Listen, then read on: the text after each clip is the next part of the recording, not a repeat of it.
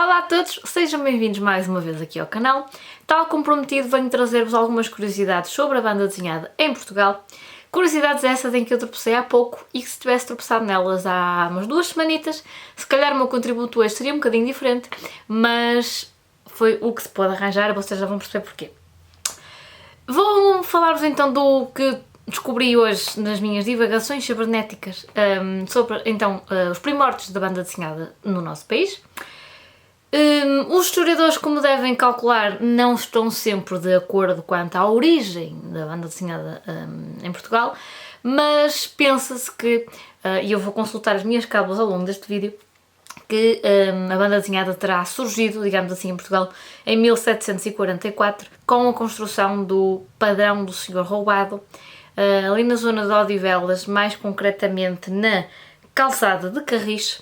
E é pena que eu só tenha chegado a esta conclusão hoje, porque eu estive mesmo aqui perto há pouco mais de uma semana e, aliás, estive com a Cristina Luís lá perto e se soubesse disso, tínhamos ido lá as duas tirar uma selfie e ver os 12 painéis que estão então lá e que retratam a história de um senhor que foi roubado, portanto um assalto que ocorreu numa igreja, na Igreja Matriz de Odivelas, aliás, a 11 de maio de 1671, andaram muito tempo atrás do suposto ladrão e depois foi no tempo da Inquisição, portanto, como devem calcular, quando apanharam um pobre desgraçado, não foi bonito de se ver, ele foi torturado, uma série de coisas, não sei se é isso que os painéis retratam. Confesso que das fotografias que vou deixar aqui não consegui perceber muito bem o que é que está lá ao certo, mas são de facto 12 painéis que retratam de forma sequencial um episódio que por acaso foi verídico, podia ser ficção, mas são painéis em quadradinhos de uma história que aconteceu de facto e foi até recuperado, os mosaicos foram recuperados não há muito tempo e eu vou deixar as fotografias que consigo aqui de locais sites mais públicos, digamos assim, para não ferir sensibilidades nem chocar tanto com os direitos de autor. Se eu soubesse, eu tinha lá ido e tinha tirado fotografias da minha própria autoria, mas lá está, não fui mesmo a tempo, quem sabe, da minha próxima ida a Lisboa. Há também quem ache que não foi aqui nada que a banda desenhada surgiu em Portugal, foi antes, em 1850, quando adaptaram uma banda desenhada que já existia, humorística até, que existia em França, salvo erro, exatamente, adaptaram, ou melhor, reduziram e publicaram aqui em Portugal em poucas tiras, que teve o nome de Aventuras Sentimentais e Dramáticas do Sr. Simplício Batista. A autoria foi atribuída a Flora, que pensa-se que era um pseudónimo do António Nogueira da Silva. São tirinhas humorísticas, no fundo, contam as aventuras amorosas de um pinga-amor de meia-idade e, aliás, a banda desenhada em Portugal começou também por ser humorística e essas tirinhas são bem exemplo disso. Tempos depois, surge aquele senhor que foi muito importante para a banda desenhada em Portugal e a banda desenhada portuguesa, que se calhar até vos é bastante familiar. Falo-vos do Rafael Bordalo Pinheiro, que vou fazer aqui a minha confissão. Eu associava este senhor única e exclusivamente à cerâmica de Caldas da Rainha. Este senhor não foi só importante na questão da cerâmica, foi um importante artista português e foi importante também para a banda desenhada.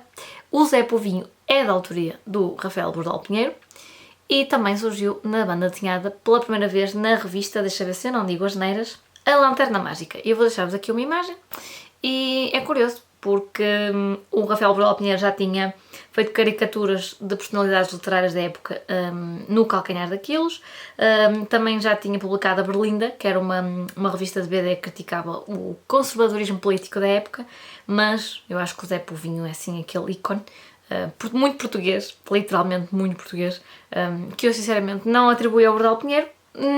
Querem que os diga, nunca parei para pensar muito nisso, admito a minha ignorância e se porventura também não sabiam, olhem, partindo então aqui esta curiosidade convosco.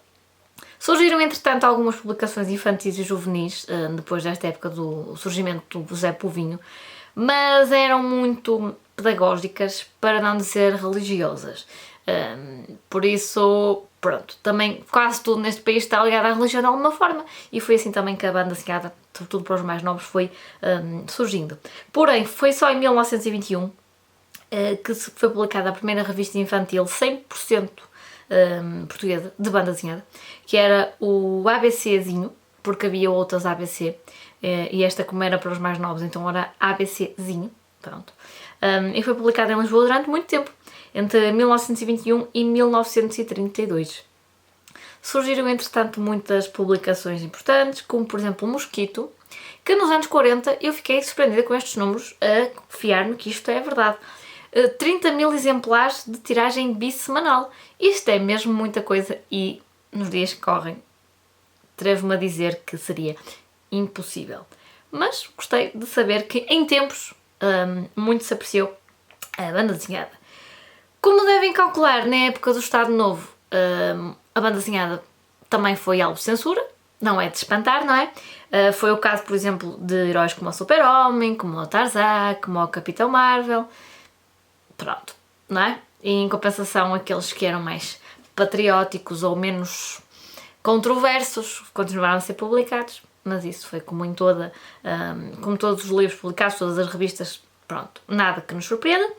E o Tintin, ou Tantan, surgiu aqui em 1968, já de forma um bocadinho tardia.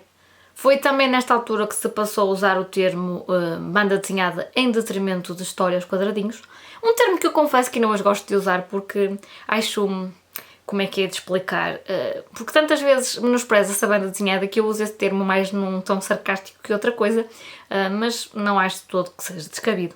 Mas pronto, banda desenhada tem outra conotação. Nos anos 70 surgiram várias fanzines, até bastante relevantes em Portugal, mas depois disso houve um período de decadência que eu de todo não conheci propriamente, porque começou ali alguns pelos anos 80, eu não era nascida, e durou até o início do século, mais ou menos.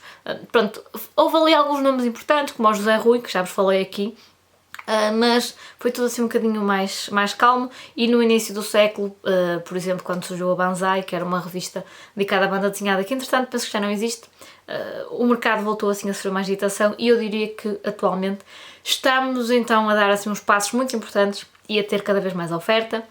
Ainda há volumes que depois acabam por não ser publicados, continuações que pronto, não têm público suficiente e não são continuadas, mas eu diria que estamos numa fase até bastante benéfica. O facto de também conseguirmos facilmente comprar volumes noutras línguas e que vêm de outros países também pressiona um bocadinho o nosso mercado a se atualizar.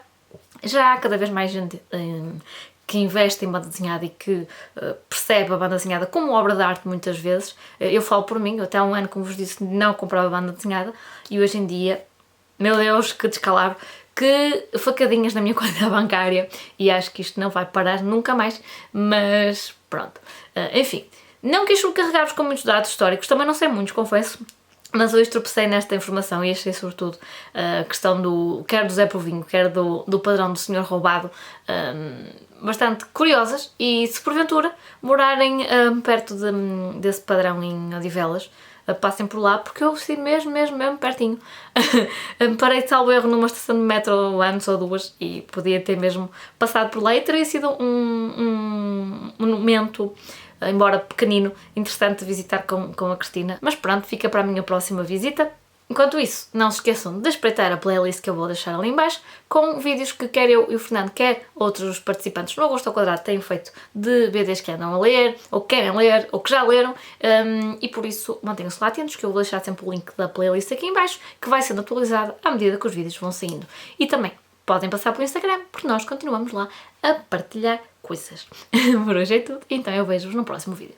Adeus!